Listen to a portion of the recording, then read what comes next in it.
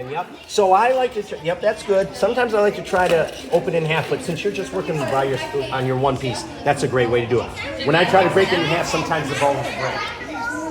Ooh, that is a radius bone from the front leg of a mouse. That's this bone right in here. Like something really old. Yeah, it has like it's a like a dust bowl. yeah, it's like a dusty smell. That white stuff. Should I tell you? That's owl poop.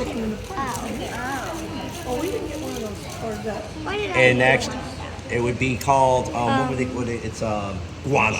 When you get lots of it's called guano. So right there, what's this bone right there?